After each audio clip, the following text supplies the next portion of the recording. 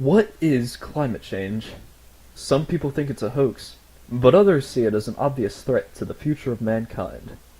I'll be the first to tell you, there's nothing scary or even dangerous about climate change in and of itself. Climate change is just a term that today's scientists use to describe the natural variation in Earth's global climate and temperature.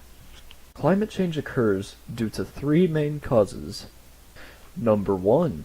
Variations in the greenhouse effect. The greenhouse effect is arguably the most important factor of today's climate change. But what is it? Imagine Earth's atmosphere as a blanket. It regulates what goes in and, more importantly, what comes out. The blanket is composed of greenhouse gases such as carbon dioxide and water vapor, which trap the sun's heat energy inside the atmosphere. More greenhouse gases means more heat energy trapped on Earth, and vice versa. Number 2. Reflectivity of Earth's surface. We all know that bright colors reflect heat, and dark colors absorb heat. It's why most people don't wear black shirts on a hot summer day. The same laws of physics apply to the Earth.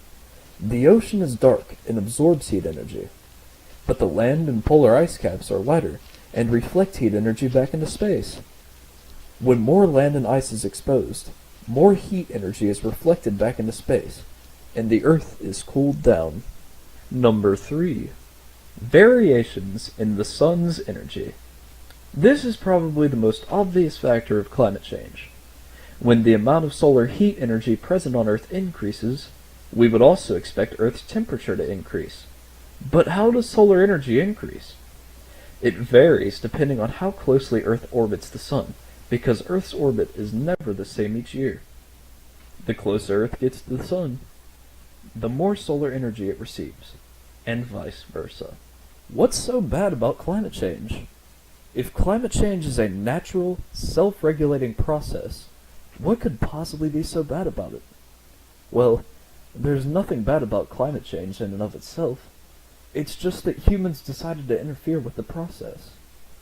After the Industrial Revolution, scientists have noticed a huge spike in the amount of greenhouse gases in Earth's atmosphere. Why? Because fossil fuels must be burned in order to power all the new technology set forth by the Industrial Revolution. When fossil fuels are burned, they emit a greenhouse gas known as carbon dioxide. As I said before, an increase in greenhouse gases means an increase in Earth's temperature due to the greenhouse effect. This is extremely dangerous because it puts us at risk of creating an irreversible Earth heating domino effect. As the Earth gets hot due to greenhouse gas emissions, polar ice caps melt and cause sea levels to rise, which covers a lot of Earth's land. Even worse, because there is more ocean exposed than ice and land, the Earth gets even hotter due to its reflective properties. If the Earth gets too hot, it may become uninhabitable. It'll be a huge problem. So, what are some ways that we can help stop climate change from getting too far out of hand? Well, there are multiple things that you can do as a citizen to reduce your carbon footprint.